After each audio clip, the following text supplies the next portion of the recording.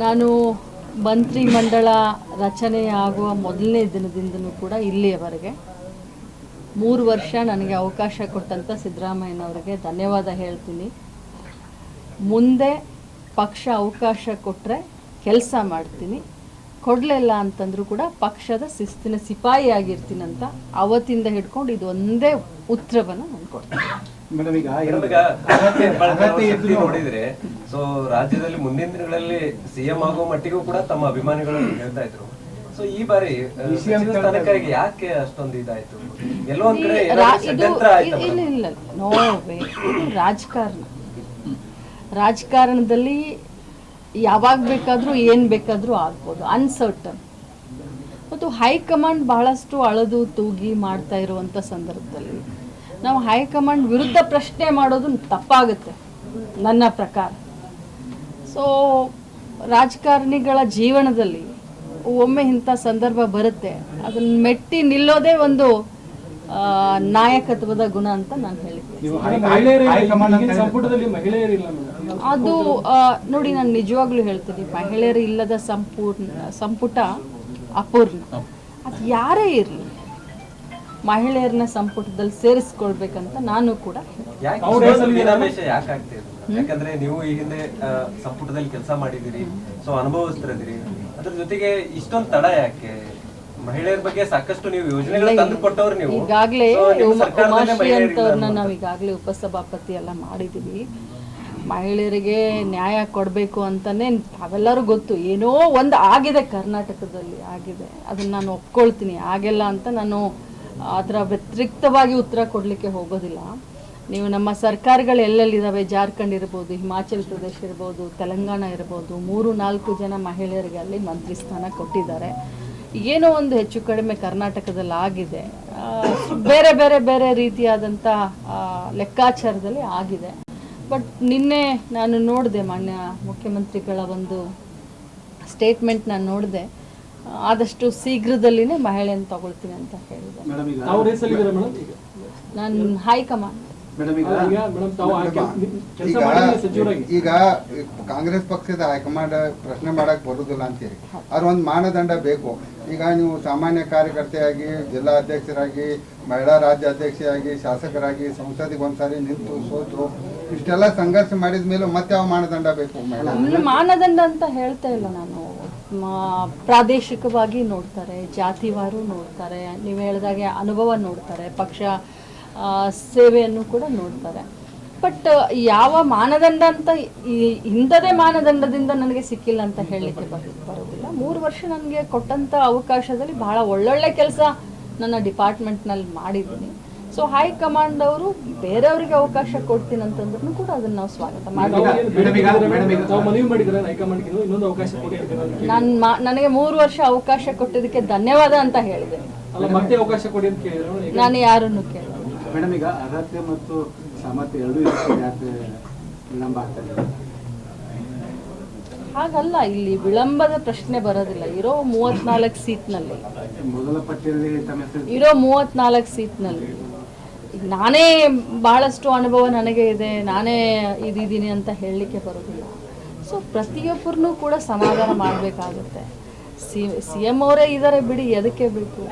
ಅಷ್ಟೊಂದು ಚೆನ್ನಾಗಿ ಕೆಲಸ ಮಾಡ್ಕೊಂಡು ಸಿಎಂ ಅವ್ರಿಗೆ ನಾವು ಶಕ್ತಿಯನ್ನ ತುಂಬುವಂತ ಕೆಲಸ ನಾವು ಮಾಡ್ತೀವಿ. ರಾಜ್ಯದ ಕೆಲವೊಂದಿಷ್ಟು ಭಾಗದಲ್ಲಿ ನೀವು ಜನರನ್ನ ಸೆಳೆಯುವಂತದ್ದು ಇವತ್ತು ತಮ್ಮ ಮುಖಾಂತರ ಹೇಳಲಿಕ್ಕೆ ನಾನು ಬಯಸ್ತೇನೆ. ಇನ್ ಮುಂದೆ ಕೂಡ ಲಕ್ಷ್ಮೀ ಹೆಬ್ಬಾಳ್ಕರ್ ಬರೀ ಬೆಳಗಾವಿ ಗ್ರಾಮೀಣ ಕ್ಷೇತ್ರ ಆಗಲಿ ಅಥವಾ ಬೆಳಗಾವಿ ಜಿಲ್ಲೆಗೆ ಅಷ್ಟೇ ಸೀಮಿತ ಆಗಿರೋದಿಲ್ಲ. ಈ ಮುಂಚೆ ಹೇಗೆ ರಾಜ್ಯವ್ಯಾಪಿ ನನ್ನ ಪ್ರವಾಸ ಇರ್ತಾ ಇತ್ತು, ರಾಜ್ಯವ್ಯಾಪಿ ಯಾವ ರೀತಿ ಕಾರ್ಯಕ್ರಮಗಳು ಪಕ್ಷದ ಸಂಘಟನೆಯಲ್ಲಿ ಭಾಗವಹಿಸ್ತಾ ಇದ್ನೋ, ಇನ್ನು ಮುಂದೆ ಕೂಡ ಲಕ್ಷ್ಮೀ ಹೆಬ್ಬಾಳ್ಕರ್ ಅದೇ ರೀತಿ ರಾಜ್ಯವ್ಯಾಪಿಯಾಗಿ ಪ್ರವಾಸವನ್ನ ಕೂಡ ಮಾಡ್ತೀನಿ. ಪಕ್ಷ ಸಂಘಟನೆಯಲ್ಲಿ ಮುಂಚೂಣಿಯಲ್ಲಿ ನಿಂತು ಕೆಲಸ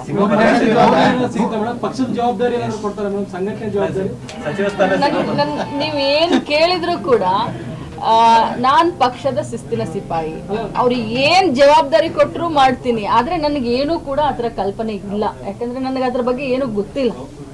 ಮೇಡಮ್ ಇವಾಗ ಕರ್ನಾಟಕ ಕಾಂಗ್ರೆಸ್ ಪಕ್ಷಕ್ಕೆ ಈಗ 2 ತಿಂಗಳಿಂದ ಸೈಲೆಂಟ್ ಆಗಿದ್ದೀರಿ ಮೇಡಮ್. ಅಂದ್ರೆ ಹಿಂದಕ್ಕೆ ನೀವು ಮಂತ್ರಿ ಬೆಳಗಾವಿ ಬಂದಾಗ ನನ್ನ ಮೌನ ಒಂದು ವೈಟ್ ವೀಕ್ನೆಸ್ ಅಲ್ಲ ಅಂತಿದ್ರಿ. ಈಗ ಯಾಕೋ ಈ ಸಂದರ್ಭ ಅದಲ್ಲ, 2 ತಿಂಗಳ ಆ ಮಾತನ್ನ ಈಗ ಇದು ಸಂದರ್ಭ ಅಲ್ಲ, ಇದು ಸೂಕ್ತ ಸಂದರ್ಭ ಅಲ್ಲ.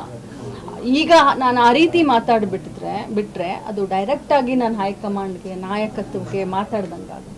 ಈ ಸಂದರ್ಭ ಆ ಡೈಲಾಗ್ಗೆ ಸಾಧ್ಯನೇ ಇಲ್ಲ ರೀ ಪಾಪ. ಯಾರು ಯಾರು ಇಲ್ಲ, ನಮ್ಮ ಜಿಲ್ಲೆಯವರು ಇಲ್ಲ, ಹೊರಗಡೆಯವರು ಇಲ್ಲ, ಪಕ್ಷದ ಒಳಗಡೆಯವರು ಇಲ್ಲ.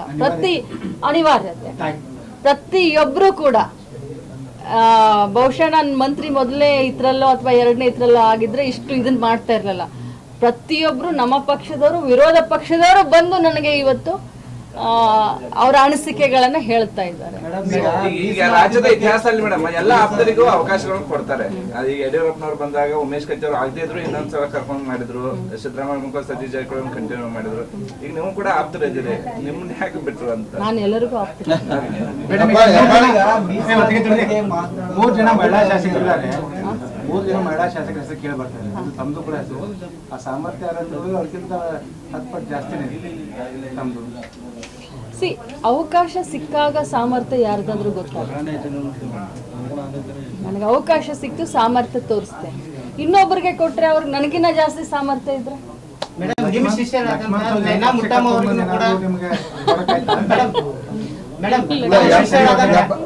ರಾಜಕೀಯ ಶಿಷ್ಯರಾದಂತ ನಯನಾ ಮುಟ್ಟಮ್ಮ ಅವ್ರಿಗೂ ಒಂದು ಅವಕಾಶ ಸಿಗ್ಬೇಕು ಅನ್ನೋದೊಂದು ಪಕ್ಷದಲ್ಲಿ ಚರ್ಚೆ ಆಗ್ತದೆ. ಅದು ಏನಾದ್ರೂ ಲಕ್ಷ್ಮೀ ಹೆಬ್ಬಾಳ್ಕರ್ ಅವ್ರಿಗೆ ಇದನ್ನ ಆಗ್ತಾ ಇದೆ? ಖಂಡಿತ ಇಲ್ಲ ರೀ. ನಾನು ನೋಡಿ, ರಾಜಕಾರಣದಲ್ಲಿ ಬಾರದು ಬಪ್ಪದು, ಬಪ್ಪದು ತಪ್ಪದು. ರಾಜಕಾರಣದಲ್ಲಿ ನಾಯಕರಿಗೆ ಒಮ್ಮಿಲ್ಲ ಒಮ್ಮೆ ಸತ್ವ ಪರೀಕ್ಷೆ, ಅಗ್ನಿ ಪರೀಕ್ಷೆ ಇರುತ್ತೆ. ಆ ಸಂದರ್ಭದಲ್ಲಿ ನಮ್ಮ ತಾಳ್ಮೆಯಿಂದ ಇದ್ದು ಪಕ್ಷದ ಚೌಕಟ್ಟಿನಲ್ಲಿ, ಪಕ್ಷದಲ್ಲಿ ಶಿಸ್ತಿನಿಂದ ಇದ್ರೆ ಖಂಡಿತವಾಗ್ಲೂ ಆ ಒಂದು ಇದು ಕಟ್ಟಿಟ್ಟ ಬುತ್ತಿ ಅಂತ ಹೇಳಿ. 5,000 ಕೋಟಿ ಅಂದ್ರೆ ಎಲ್ಲಿ ಹೋಯ್ತು ಅಂತ ಹೇಳಿ ಒಂದು ಗಂಭೀರವಾದ ಆರೋಪ ಮಾಡ್ತಾರೆ. ಅದ್ರ ಬಗ್ಗೆ ಹೇಳೋದಾದ್ರೆ ನೀವೊಬ್ಬ ಕಡಿಮೆ ಆಗಿದ್ ನೋಡಪ್ಪ. ಯಾರು ಆರೋಪ ಮಾಡಿದ್ರು? ಸಂಜಯ್ ಪಾಟೀಲ್ ಅವರು ಮಾಜಿ ಶಾಸಕರು. ನಾನು ಮೊನ್ನೆನೇ ಹೇಳಿದ್ದೀನಲ್ಲ, ಎಲ್ಲರೂ ನೀವು ನೋಡಿದಿರಲ್ಲ.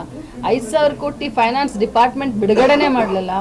ಆವತ್ತಿನ ಮುಖ್ಯಮಂತ್ರಿಗಳಾದಂಥ ಸಿದ್ದರಾಮಯ್ಯನವರು ನಮ್ಗೆ 5,000 ಕೋಟಿ ಬಿಡುಗಡೆನೆ ಮಾಡಲಿಲ್ಲ. ಯಾಕಂದ್ರೆ ಫೈನಾನ್ಸ್ ಮಿನಿಸ್ಟ್ರು ಸಿದ್ದರಾಮಯ್ಯನವರಿದ್ರು. ಸೊ ನಮಗೆ ಅವರು ದುಡ್ಡನ್ನೇ ಬಿಡುಗಡೆ ಮಾಡಲಿಲ್ಲ. ಸೊ ಫೈನಾನ್ಸ್ ಡಿಪಾರ್ಟ್ಮೆಂಟ್ ಬಿಡುಗಡೆ ಮಾಡಲಿಲ್ಲ ಅಂತಂದ್ರೆ 5,000 ಕೋಟಿ ಎಲ್ಲಿಂದ ತಕೊಂಡ್ ಬರ್ಲಿ?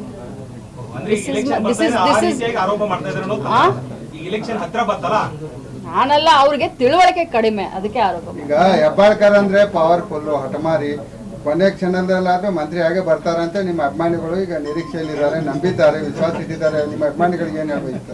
ಆ ನಂಬಿಕೆನ ಮುಂದುವರಿಸ್ಕೊಂಡು ಹೋಗಿ ಅಂತ ಹೇಳ್ತೀನಿ.